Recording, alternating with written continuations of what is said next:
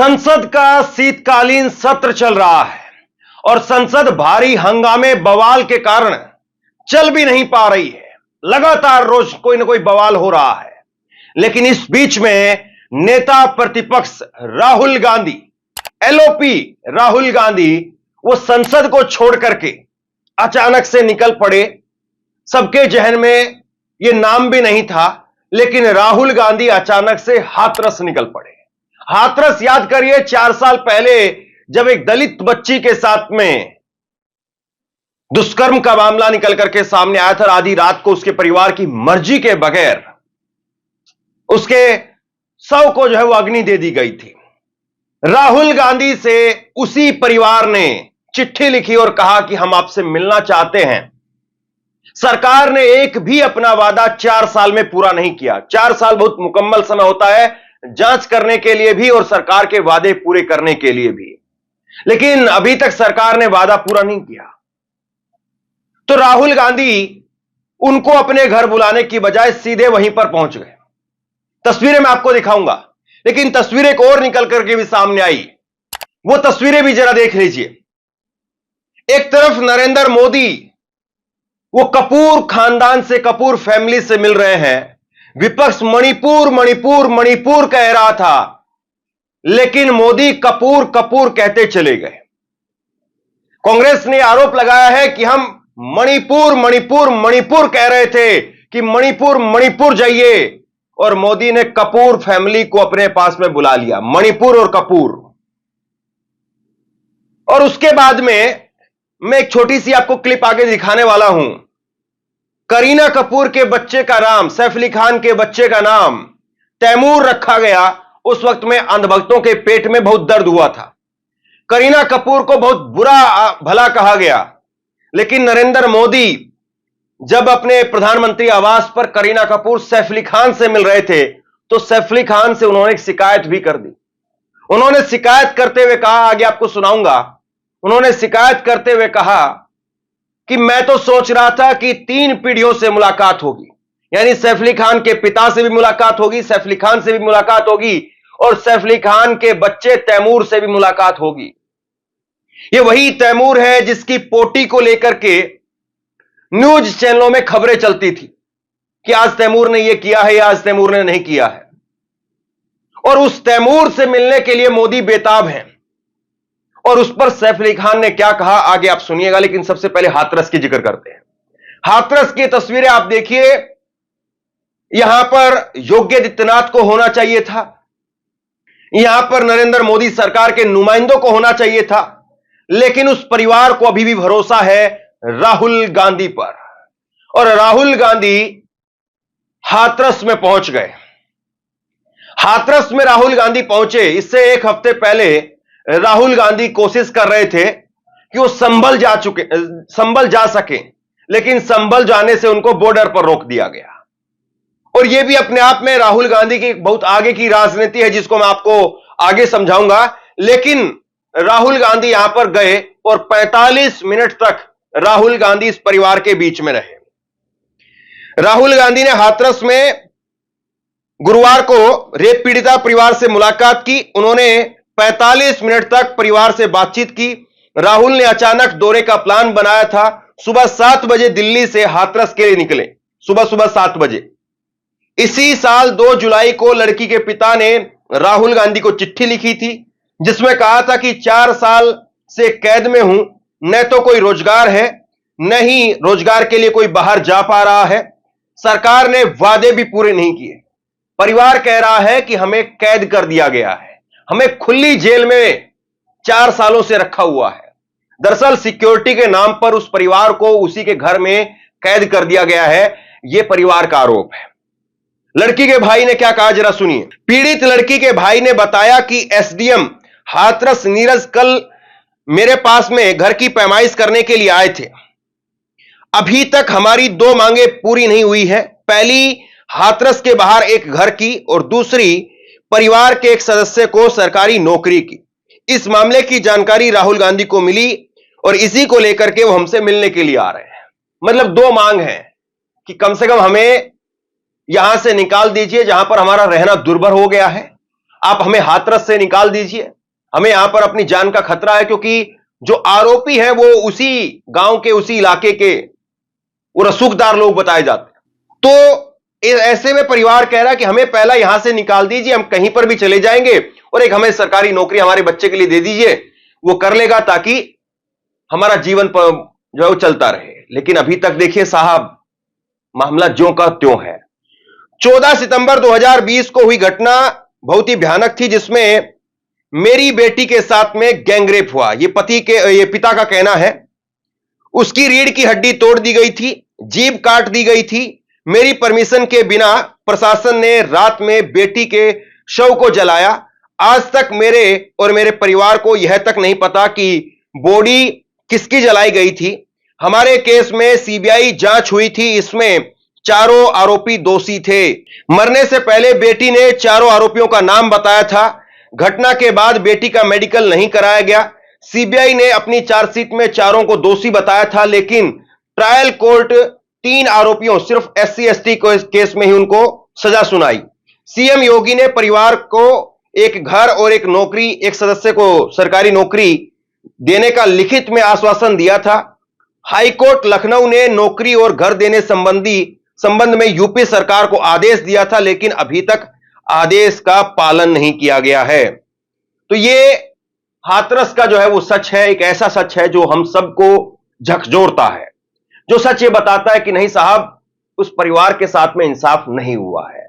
लेकिन देखिए, हुक्मरानों को कहां पर चिंता है।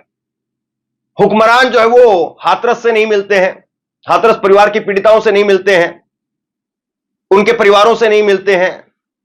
वो बहराइच के लोगों को फटाक से बुला लेते हैं। ये अपने आप में एक राजनीति भी दिखाई देती है। राहुल गांधी ने संबल के आरोपियों को, सरकार से कहा कि आप जो संबल के आरोपी हैं उनको चिन्हित कीजिए, उनको सजा दीजिए, लेकिन जो पीड़ित हैं उनसे हमें मिलने दीजिए। लेकिन राहुल गांधी की इस बात को नहीं माना गया। और उसके बाद में राहुल गांधी ने, यह तस्वीर आप देखिए, राहुल गांधी ने संबल के पीड़ितों के साथ में मुलाकात की और उनको अपने घर बुलाया। अपने घर बुला करके राहुल गांधी ने उनकी बात को समझा, तसल्ली से उनको आश्वासन दिया।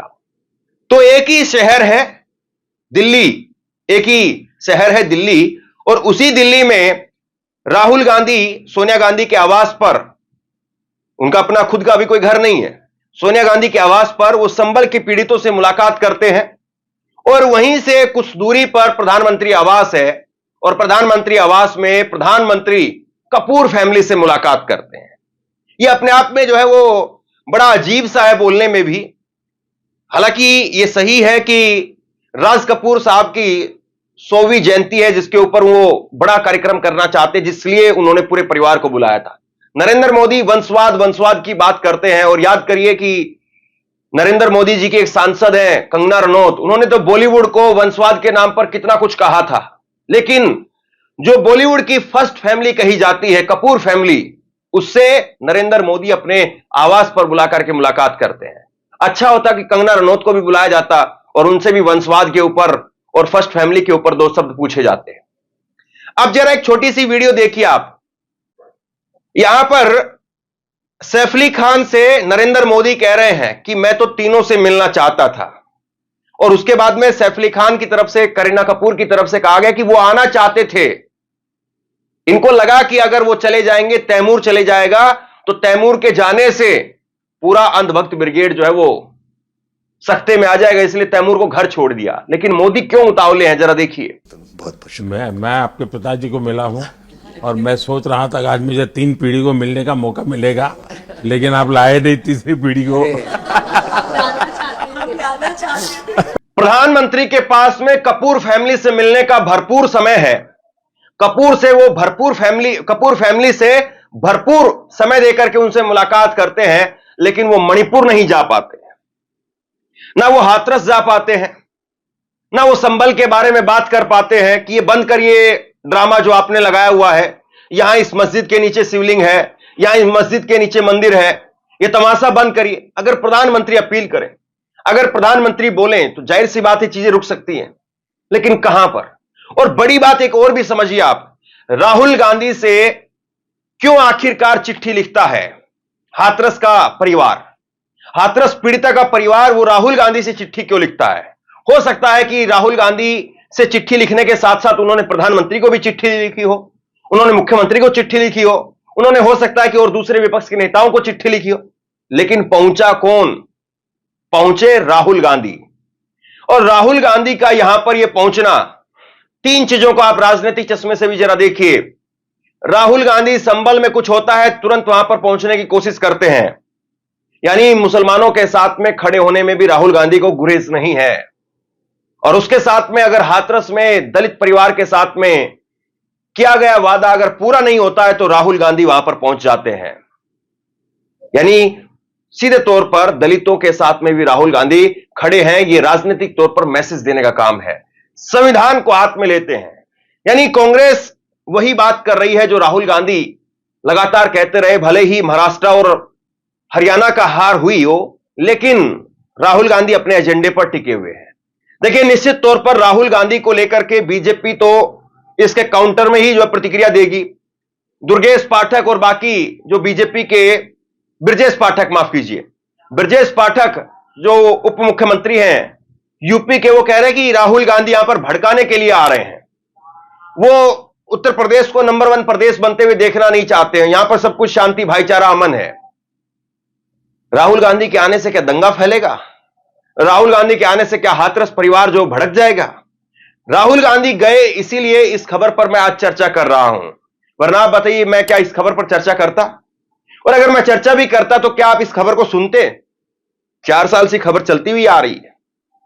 जाहिर सी बात है, जब कोई बड़ा नेता जाकर के खड़ा होता है तो जो जज उस मामले में सुनवाई कर रहे हैं उन तक भी खबर पहुंचती है, उन तक भी अखबार पहुंचेगा और उनको भी लगेगा कि नहीं, इस मामले को ढीला नहीं ले सकते हैं। राहुल गांधी इस मामले में इन्वॉल्व हैं तो कुछ ना कुछ इस मामले में जो है वो देखना पड़ेगा। वो वकील हैं, वो भी सोचेंगे, या फिर जो छुटभइये आसपास के जो गुंडे हैं जिनकी नजर, बुरी नजर उस परिवार पर होगी, वो भी डरेंगे। तो जाहिर सी बात है, अगर ये राजनीति है भी तो ये राजनीति सबको करनी चाहिए।